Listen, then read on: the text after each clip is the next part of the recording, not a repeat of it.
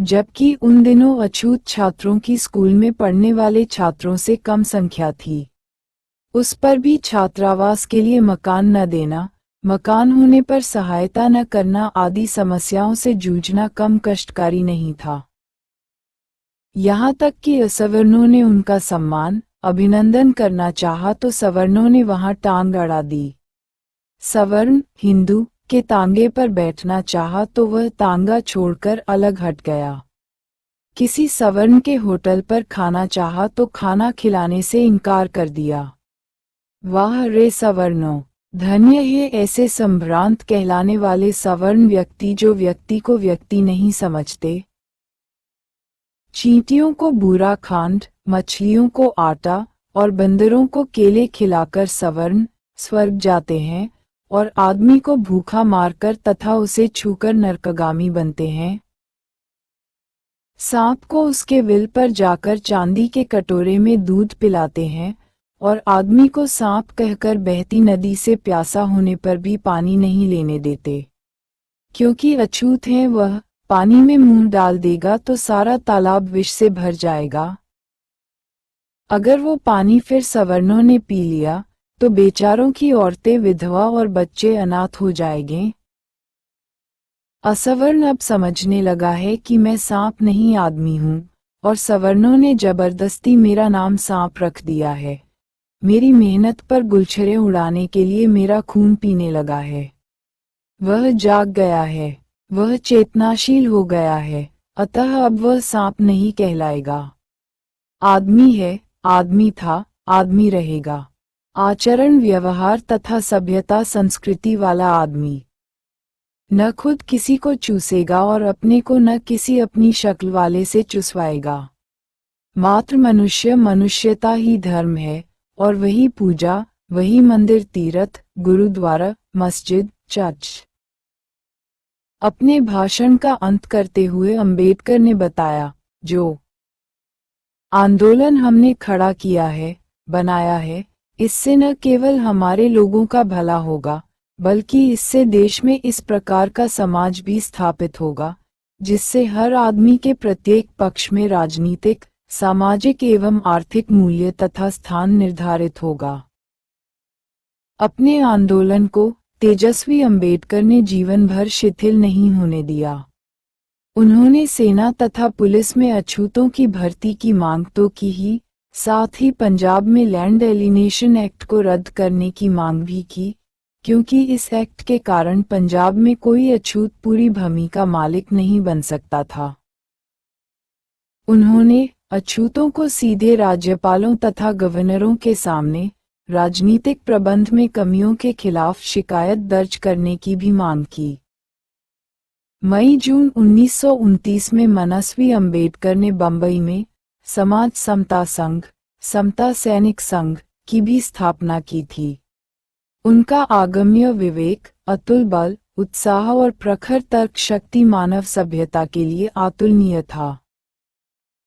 वे हजारों सालों से रूढ़ियों, कुप्रथाओं तथा पाखंडों, विडंबनाओं की स्थापित निर्मित श्रृंखलाओं को तोड़कर युग और समयानुसार अनुकूल समाज, जो भारत के क्षेत्रों, प्रांतों तथा सुदूर अंचलों में बसे हुए लोगों को एक सूत्र में बंधे होने का परिचायक हो, भ्रातृत्व, समत्व एवं एकत्व पर आधारित हो, का निर्माण करने को उत्सुक थे, ताकि भारत विश्व में एक आदर्श राष्ट्र के रूप में उजागर हो और वह विश्व राष्ट्रों के लिए प्रेरणा का स्रोत हो। वे भारत के अनन्यतम सपूत थे। अभी पाखंड, आडंबर तथा छल कपट, द्वेष से मुक्त महामानव अंबेडकर को पहचाना जाना एवं समझा जाना बाकी था।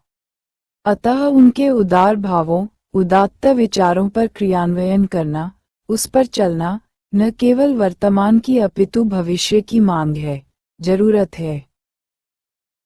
अंबेडकर के विचारों के मूल उद्देश्य अथवा मंतव्य के संबंध में ये कहना असंगत न होगा कि शिक्षा प्रसार, सामाजिक कल्याण और राजनीतिक अधिकार एवं संगठन बनाने का उद्देश्य ही वर्ण और जाति मूलक समाज व्यवस्था को बदलकर समता मूलक समाज बनाना था।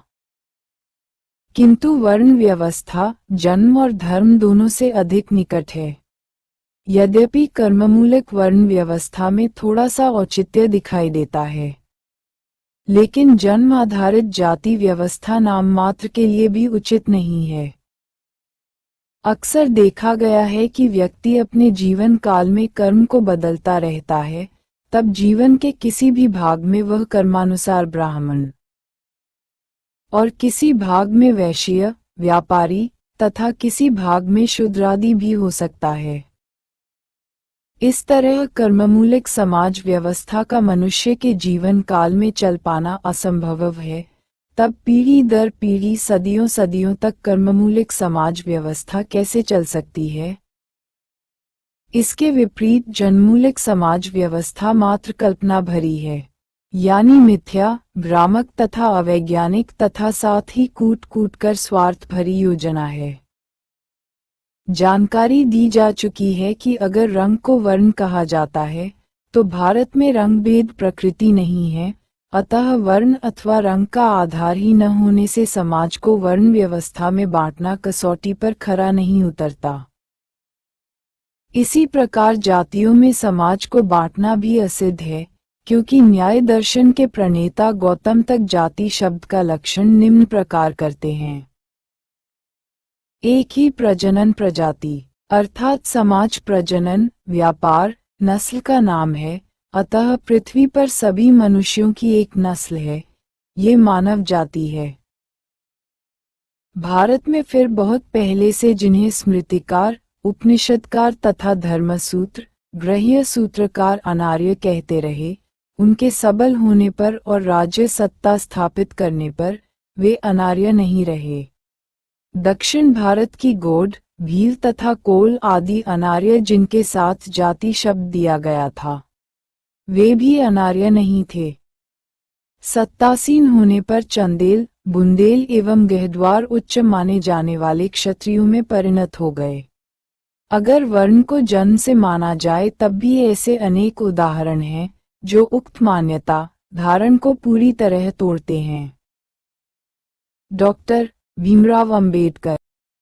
स्वतंत्र मजदूर संघ की स्थापना सन 1930-31 के अंतर्गत गोलमेज कॉन्फ्रेंसों में भाग लेने और सन 1935 में ब्रिटिश सरकार द्वारा भारत के लिए कुछ राजनीतिक व सामाजिक सुधारों की घोषणा होने तथा इससे पहले सन 1932 में अछूतों के लिए कुछ अच्छी किस्म की स्थिति बहाल करने के लिए कुछ मांगों को लेकर पूना में कांग्रेस पार्टी के लीडर मोहनदास करमचंद गांधी के साथ हुए समझौते के बाद भी अछूतों और विशेष रूप से अछूत मजदूरों व अन्य दलों की चुनावी तैयारियों को देखते हुए अपने कुछ विश्वस्त साथियों से विचार विमर्श के लिए डॉक्टर अंबेडकर ने अगस्त 1936 में इंडिपेंडेंट लेबर पार्टी की स्थापना की।